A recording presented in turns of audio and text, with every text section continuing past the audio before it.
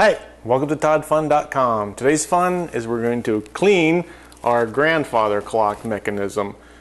We've had some other videos of this thing in the series. There's going to be 4 in this series. The first one was just looking it over and understanding exactly what the condition of your mechanism was, and then knowing whether you have bad pivots or how dirty it is and what you need to do. That was video 1. Video 2, this is cleaning it. We're going to do different phases of cleaning, different levels of cleaning.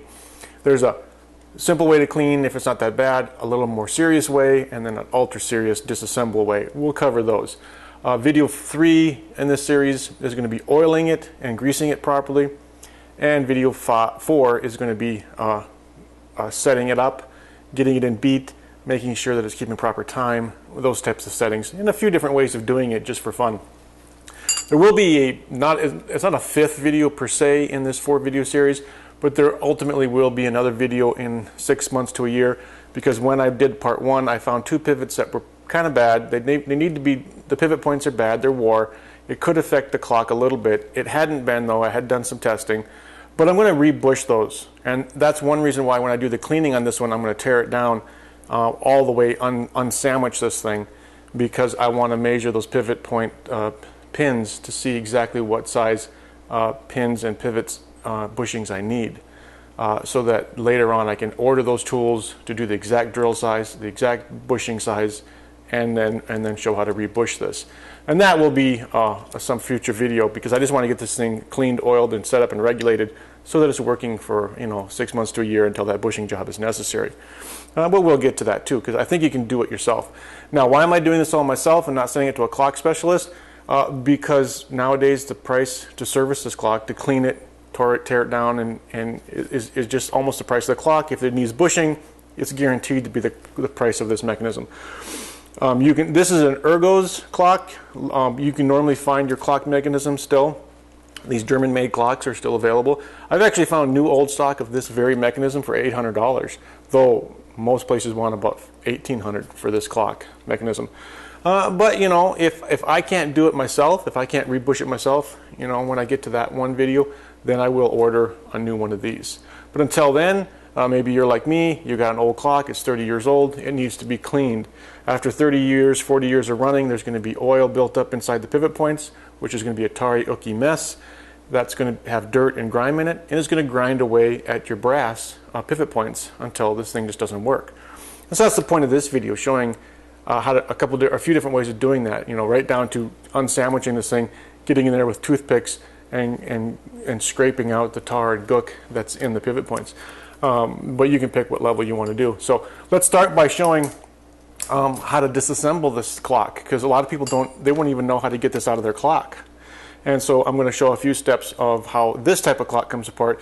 You might have to figure out how that applies to your clock, because your clock may not be chain driven, it might be cable. Your clock might come apart slightly differently, but at least you'll have an idea of what you're up against for disassembling the clock to this point, and then showing how far you should take it apart before you start cleaning. Now, when you're cleaning or handling these clocks too, get some of these vinyl gloves. I get them at a hardware store. These are just vinyl 5mm gloves, and it keeps your oils and stuff from getting on the brass from your fingers. And then I get Clockworks. It's like an ammonia cleaner. And I'll have links to this cleaning solution. And this mixes 1 to 9, 1 to 10. And then you just dip this mechanism in there. You're supposed to you can ultrasonic clean it. And I will try a little something along that lines, a do-it-yourself kind of version. But for the most part, you can just dip it and wash it in the solution for half an hour or so, and then rinse those pivot points real good, and then you're good to go, and you don't have to disassemble this thing. But I'm going to do all the different ways. So let's get busy taking this clock apart. Okay, so this is my little test stand that you've seen in a really early video, which I'll put links to all these in the posting notes, as well as at toddfun.com for this posting. So at any rate, let's assume this would be the way it would look like if it was in your clock. I assume the pendulum is still there. The pendulum is the easiest thing to come off. You just carefully lift the pendulum up, unhook it from the verg, or pendulum hanger essentially, where the verg is, and then take it out of the cabinet. That's easy. And there's usually 1 to 3 weights. I'm assuming you realize I've taken off 2, so let's look at how you take off a weight. because that will be the first thing you want to do after taking out the pendulum. Now, if we look at the weight, there's a hook right here, and we're going to want to take that off because we don't want, we got to get the chain out of here, and we don't want this hook to get tangled up inside the mechanism, inside the clock. So for the most part, these are really heavy, so you hold them carefully and unhook them, right? Keep track of where they go. Most of the time they're labeled on the bottom where they go, or maybe you want to put a label on. I don't really have these in order right now, but they will be labeled, and they're different weights, so you got to make sure they go back in the same place. So label them as they come off. Now, you can leave this chain on and take the whole mechanisms out and do this at the bench if you don't want to do this in the clock. I can do it in the clock, but like I say, you might want to do it at the bench. So what you do is you take the link, you take a couple of needle nose pliers, you grab either side of, well, it doesn't really, you don't have to do the very first one, but you have to do at least one of these chain links. You grab either side where that split is at, assuming you can see the split, and you just pull outward and they'll bend and you can get this off, and you take off the hook part. And interestingly enough, you have to reverse this. You don't take the hook off when you put it back. When you put it back in, you have to feed it the same direction. So when you put it back together, you have to take off the non-hook side because it has to go in first, because the clock will only ratchet one direction. And now you can pull on this left side and it'll come off. It depends on which one you're using or which one you're taking off, which way you pull, but you want to pull in the direction it ratchets, and that will just pull clean through. Like I say, these can be easier to put on and off at the bench, so either way is fine. You can do this now or later. And then go ahead and immediately put this back on, because like I say, you'll take off the other side when you put it back on. Now technically my clock had gongs on it and it had hammers. I'm not going to show taking those off. I've actually have an older video that I'll be linked to in below that does show me taking them off. But you're not going to have gongs, you're just going to have chime bars, and those are easy enough to come off. So what's next? We just take off the hands. This just unscrews. Sometimes you got to kind of pinch it really hard. But this will unscrew. This just pulls off.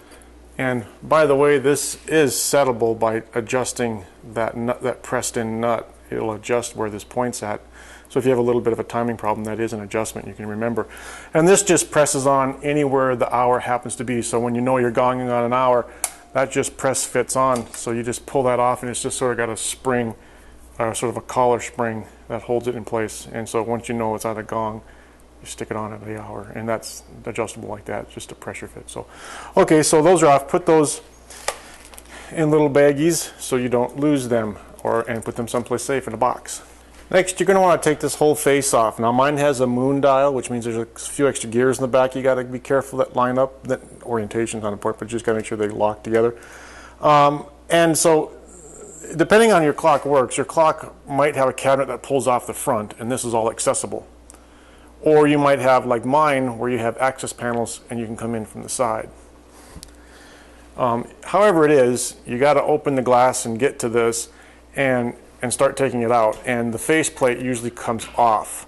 And mine had little little plastic turn clips that just held this uptight inside the housing.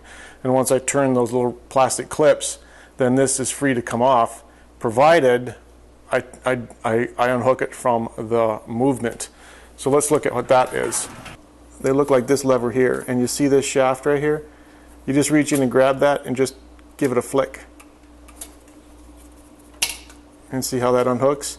And it basically just stays captured on this bottom mechanism bar. And there's 4 of these, 1 in each corner, and as you unclip them, then the face plate will come off and come out.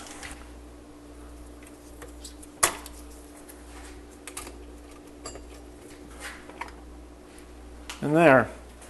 And like I say, mine has some moon dials on it that lock into some of the center hubs and transfer that. But this just set it in place, wrap it in a towel, set it someplace safe so it won't get damaged. So now the next part is this in your clock. This is either going to slide right out, or there'll be 4 screws usually. This one, this block of wood, this cradle that holds the mechanism, has got 4 screws that come up from the bottom. And so what you do is you get in there underneath where you've already taken out the pendulum, or you've taken out the pendulum and the weights and the chains, and you get in here with a screwdriver and you just unscrew this block of wood.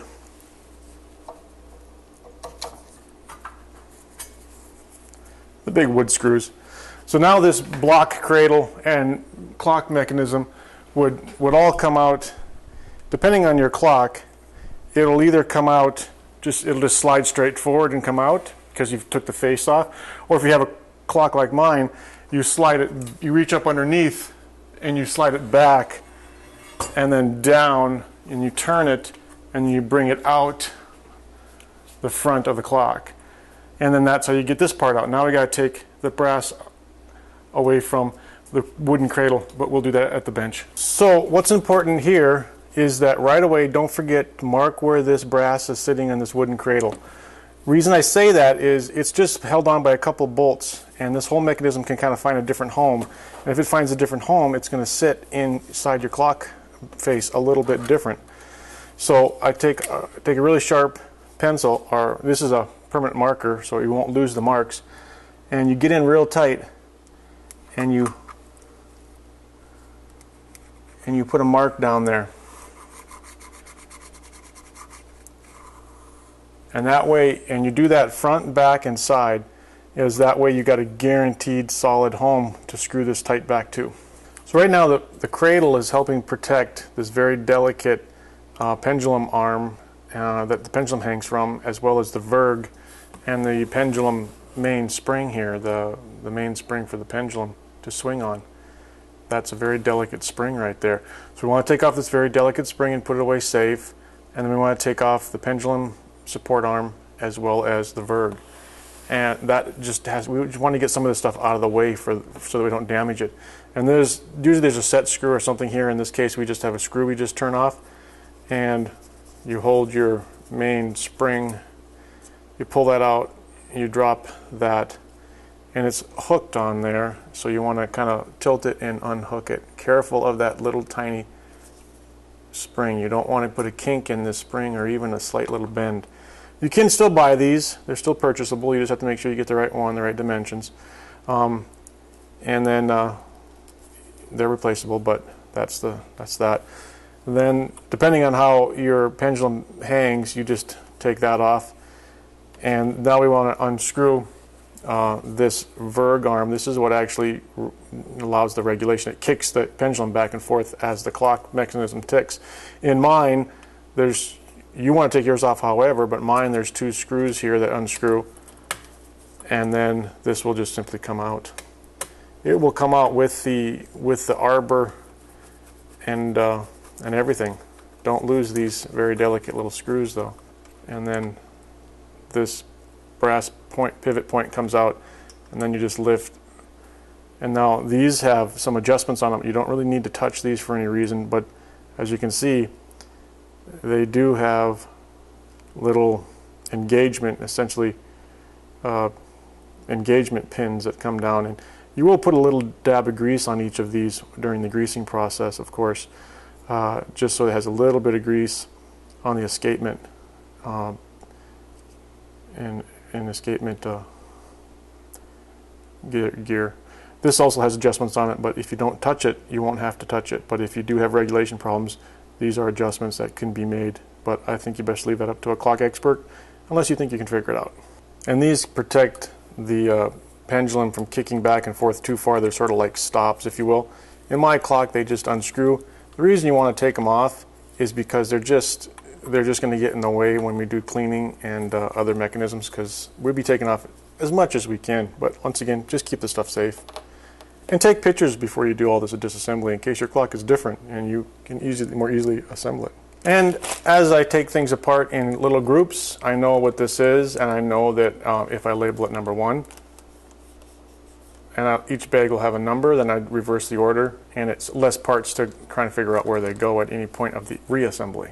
Now we know we got the base marked very carefully in this wooden cradle, so we can, and we got the delicate parts off, so now we can take off the screws underneath. And this one, and most will be like this, you're going to have like a screw on both sides or a nut with threads in it. it essentially threads through right here to that guy, really long thread that just holds this whole clamshell together on the base. Now, as you notice, I marked mine front on the brass and right side on the brass, looking from the front. I also labeled 9/16 so I know what size nut driver to use. Now, the reason I want these is because these kind of help center up where everything fits. So by marking front and right and left, you'll know you get the brass because they're definitely set in these countersunk wooden sections, and they're drilled very specific. So it's good to put them back. They even have some holes here, which might have been for putting these in permanent, so that these brasses don't have to come out. But they didn't put those screws in, so the brass will come out. That would have helped put the clock back where it belonged. But like I say, I marked the brass body on the cradle, so I know where it goes. These just unscrew, and then we'll put this wooden cradle aside because there's nothing really to clean there. And they're fairly long, and they go inside these wooden countersinks. Oh well, so we're to a very interesting point now. You most likely won't have this upper gong stuff. You won't have. You'll have some gong. You'll have some like chime bars or something, or hammers you can take off at will anytime. This mechanism is just exclusive for having gongs, and it will come off here shortly because I can clean this separately from the main mechanism. You'll definitely be looking at a main mechanism, either a 1 weight, 2 weight, or 3 weight, and this is a 3 weight. You can technically clean this whole thing, but the more bits you can take off, the more you're going to be able to get in and clean, and we'll see the cleaning here shortly. But the more of this stuff you can take off, the more cleaning you're going to do. Some of the stuff is fairly simple to come off and fairly simple to put back on. Some is not. If you're really scared of it, then this is where you stop, and you just do some of the cleaning that you'll see me do here coming up. If you have a little bit better understanding of mechanics, then move forward a little bit more. I'm not going to take that much off. I'm just going to take some of the bigger components off so that I'm cleaning just the sandwiched clamshell body. Now, you do want this thing to go back together so that it's chiming and stuff in the right order. For the most part, everything is kind of self-setting. It just sort of has to go through a few cycles. But some things are on set rods.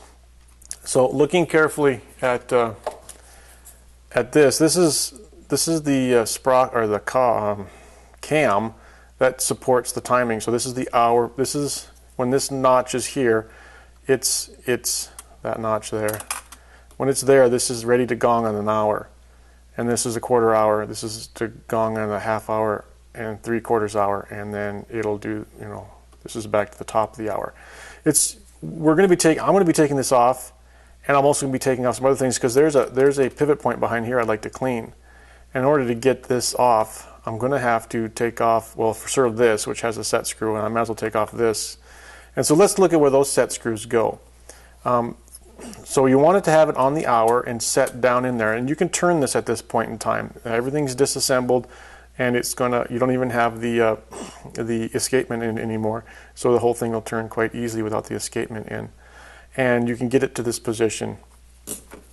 Now, when it's in this position, you'll notice that there's another little sprocket right down here that's right about to hit home, and you can get in there with your fingers and just sort of turn that a little bit, and you'll see that it's, well, if I can get down in here, right, oops, turned the wrong way.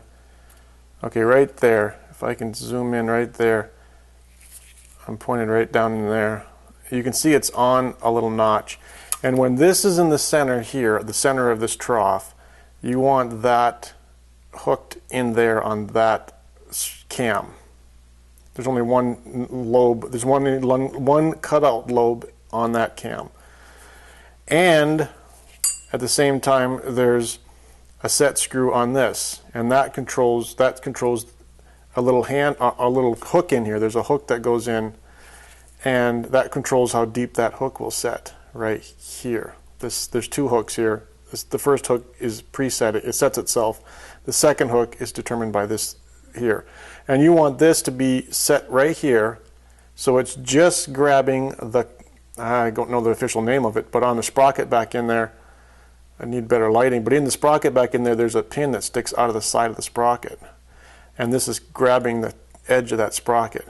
at the point in time that that is in that cam and that is in the center of that cam.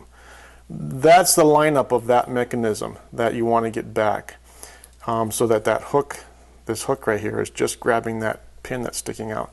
It's sort of like a preset before this thing starts to gong, sort of a hold stop, if you will. And because this is a chime bar or a tubular gong, I put scratches here and here on this drum and this sprocket. This I guess this is a side sprocket. And that way I know that these have to be pointing straight out, and that would also mean that this cylinder drum is going to be at the beginning of an hour as well. So at the beginning of its cycle, I should say. And there doesn't seem to be any other mark that says the beginning of the cycle, but this should be at the beginning of a cycle when this is here. It's not about to gong, if you will. Other than that, other than those sets, everything else is pretty much going to reset itself, but just by rotating. I'm going to start by taking off this guy. And there's two screws on this one. There's a top and a bottom.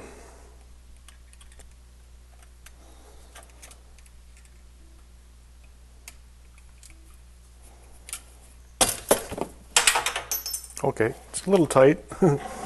And I should have noted at the time that this pin should be just a slight bit proud of this. So if you're looking at it like this, that pin should be just a slight bit proud so that you don't have this on too deep. For him to come out, we need to take this screw off. But we've noted where it has to be and where its home has to be, so we're okay loosening it now. We'll just take it off like we did the other one.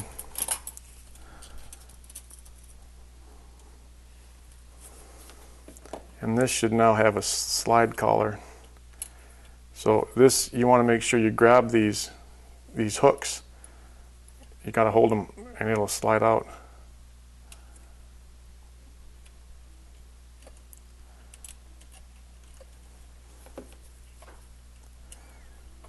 There we go.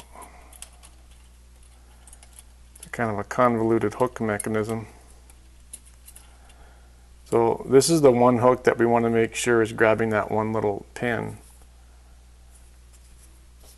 And then this one has this one's pressed together in two forms, I guess it is. This one's actually slid together. I'd be careful not to screw up this orientation. I think I'll put a scratch on it. Sometimes I scratch my brass bits just in case things get messed up cleaning. I'll have a point in which I can see how they line back up again. There's no reason this can't have a little scratch in it. And then that way I know for sure if these two are pressed together and they get screwed up, I can put them back together with that same orientation. Though I could figure it out too, I'm sure. So those group of parts go in bag 2 and into the tote. And this is the first time that we've able to see this pivot point right here. And so we'd want to zoom in real good and make sure that pivot point's not rattly, as we discussed in video 1. It is good, so I don't have to mark it. But mind you, the ones that were bad, I put an X beside them. Probably doesn't show up real good on this video, but there's a little scratch in the brass so that I know when I get to that point, those are the ones that are definitely already failed the test. So for me to get this top part off, which is just my gonging mechanism, there's just 2 screws on each side, but I do have to get this hourly gong mechanism that controls whether or not it hourly gongs or not off. For the most part, it's just, this is supposed to be loose, so it doesn't go on to where it can't be loose, but this screw comes out and that frees up this mechanism to come off, down here. There'll be 2 screws that come off here and a clip right here, E-clips. But you don't want to lose these, you want to keep them together. So with that E-clip off, I can now take off these. And you won't have a gong clock, so this part won't be of concern to you, nor will the top. And now this mechanism should come off fairly straightforward.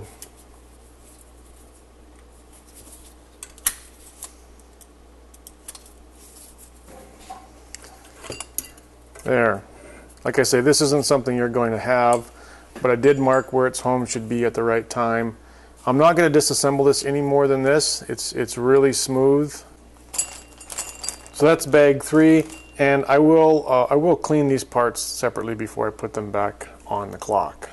This is about where I would recommend most people stop if they're gonna stop, because that way, if you've taken off this one here, then you can get to this pivot point for washing and flushing it, whereas you couldn't with this bar here, as well as you may be intimidated by the rest of this stuff. I'm going to do a little bit more disassembling. In fact, I think I'm going to load this up as video 2A as just disassembling, and cleaning will be video 2B. While we're geeking out about all these bits here, isn't it interesting how they punched out the brass around these? There's pivot points here. This is for the escapement, and this is for this flywheel timer here. And they've punched out the brass around it. I'll let you guess why. I'll count to 3 and then come back. 1, 2, 3. Why it's there is because it's for temperature. As this brass changes temperature throughout the day, it's less likely that that will cause expansion and contraction of that pivot point if it's sitting out on this teardrop. That will then keep its timing better in these positions. And they did that here, here, and here. And they're just sensitive to expansion and contraction of the brass ever so slightly. Well, that's my guess. I'm not a clock manufacturer, but that would be engineering reason for doing it. So there's some fairly simple to take off parts here that don't get too convoluted. This large snell, small snell mechanism, this is called the snail way of keeping track of what gong it's on. We can take off this clip and take off this. It's just this one's the next one in line, and it's just a E-clip, and that should just lift straight up. No real rhyme or reason to its home. Once again, these could slide, so I think I'll scratch them. They shouldn't slide, they're pressed. Okay, the next one, this is another fairly straightforward one. So we'll take off, we'll see if we can get that E-clip off. And then this should just slide right straight up. Nothing should really be in the way there. There's another little spot. Like I said, I don't think these are going to budge, but I always want to scratch them just for safety's sake.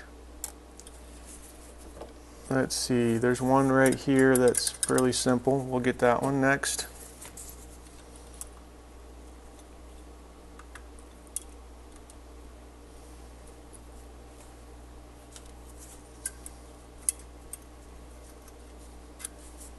There we go. There's this little guy here that just sort of clicks along and does the lift for the quarter hour in the hour. It's held on with a spring. We'll take off this E-clip. Well, this is in the way right now, so let's here it goes. Ultimately, what we do next is we push down on this. There's a spring back here. You can see there's a little chrome looking spring back here. And there's a pin right there, and this particular pin is the same size all the way through, and this spring is pushing forward, it's pushing up on this catch, I guess you call it, like little catch, if you will. So what you got to do is you got to push down really hard. Don't push on the outside where you bend the brass, but push on the inside. Push down really hard, and it'll depress that spring, and you can pull this guy out. Get on it with a pair of pliers, this little pin that's holding in. There. And then that little pin comes out. Now we're going to want to make sure we don't lose that one. It is fat on one end and thin on the other, so I want to keep that in mind too. I thought it was the same size. The reason we had to take that off is so that we could get this little washer out, because that little washer is acting as a collar to hold on the main snail gear and minute hand, hour hand, I should say, and that comes up all one piece. Okay, and then this comes up, and actually these can both come up at this point in time. So now you can get this guy off. He just has to turn out from underneath there and then lift up. There we go, and there's a little spring on that, and you could take that spring off, but it's captured really good. It won't go nowhere. And then this guy can come up. And then the spring, make sure you notice the orientation, so it's spring side up. It's pressed on, but that's okay, that whole shaft comes out actually now. So if we go to the back side, there's a pin on the back side here. Where'd my screwdriver go? There. And that's the very large E-clip that holds in the main, this main gear here. And that's why I didn't want to try, and this is held on pretty tight. That doesn't move off of there. And this is, you can see if you look down there, you have 3 that are close to the shaft and 1 that's, I don't know if I can point that better.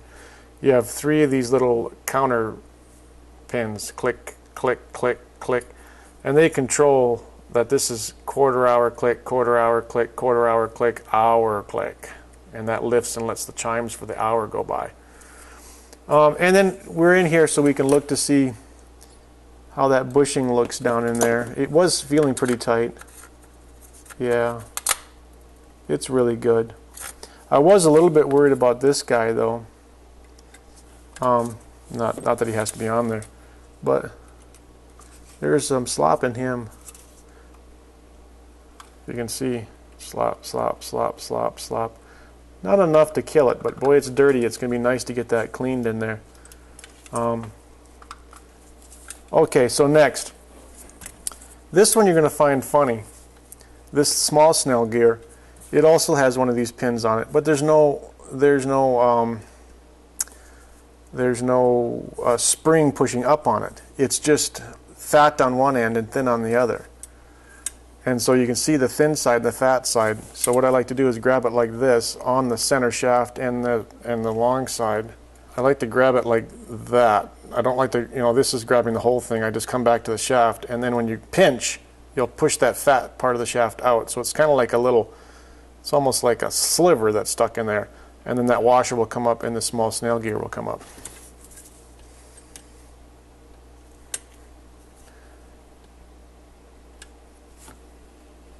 See how he's kind of fat on one end and thin on the other? He just press fits in there. Don't want to mix that up with the other one. It's definitely different.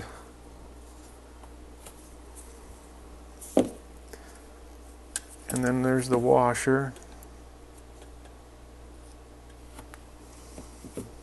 And then that should come up.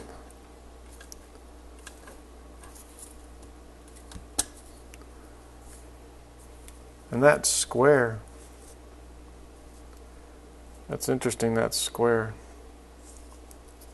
I think I'm going to mark it so that I know that it goes I don't think it matters at all because it's all circular inside, but I'm going to put a scratch so that I know that the pin was going this way.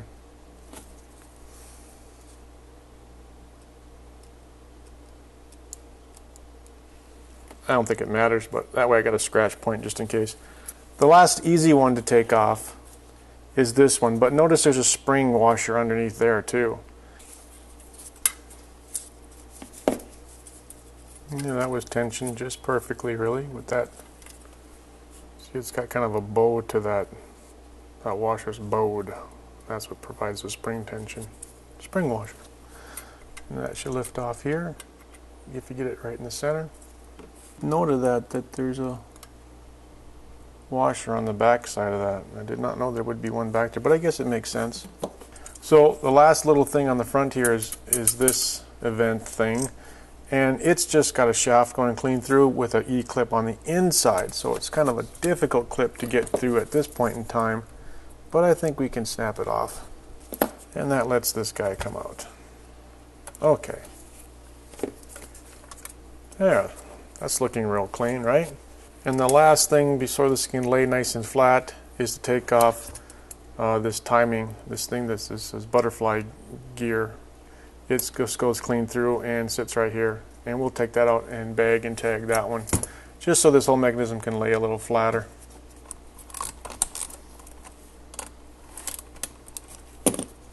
At least we'll have this delicate little flower thing. And we do, of course, have to clean these pivots. Pivots are pretty clean, though. This clock relatively is quite clean. We'll put this in bag 9. My clock has this transverse gear in order to drive the drum. So I'll just take that off so that's easier to clean and stuff in here. You won't be facing that on most clocks, but I will want to clean. I will want to clean and make sure that those pivots are tight and cleaned good so they can be relubed. These can't come off because they're pressed on in there, unfortunately. I really wish they would. It makes it easier to service it, but that's it as far as before we dip this thing, before this thing goes into the dip, as Roger Rabbit would say.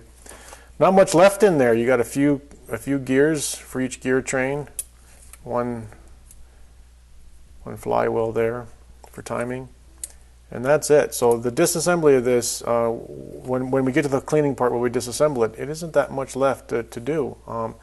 But we wanted, at this point, we'll dip and ultrasound clean it. Like I say, you could ultrasound clean it with everything on it. Just leave everything on it and dip it and wash it if you're scared to do this parts.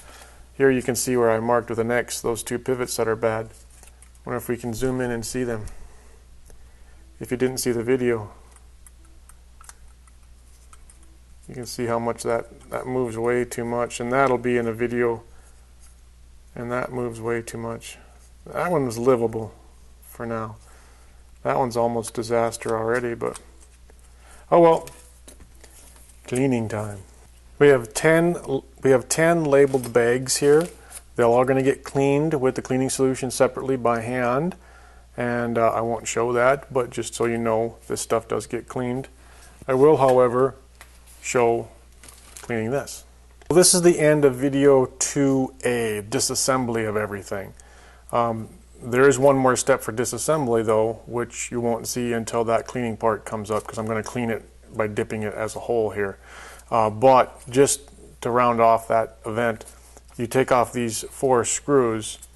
You make sure that you have this thing orientated face up, and then this lifts off and gently moves aside.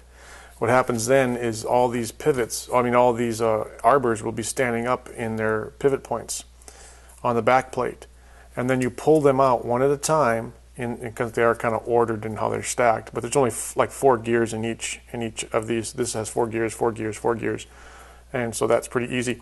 And then you just make sure you put them in a piece of styrofoam, stuff them in some dense foam in the order. You can label those spots if you want to, gear 1, 2, 3, 4. And then they're off to the side, and then that's how simple it is to take this next piece apart. Just so you know, you have to keep those separated so they're not confusing you which way they go back in. And then you would clean all the pivot points with toothpick, sharpened toothpicks and cleaner before you reassemble it. That will be coming up. Likewise, that's the point in time where I will shoot some video on fixing these or rebushing these 2 points, but that also will be a different video. But just so you know, that just to say, hey, this is a complete disassembly, I'm going to skip those 2 steps. You'll see them in part 2B. 2B is going to be the cleaning part. Part 2B, part 2C is going to be reassembling everything. So I hope that helps. Thanks for joining. Stay tuned for part 2B, the actual cleaning.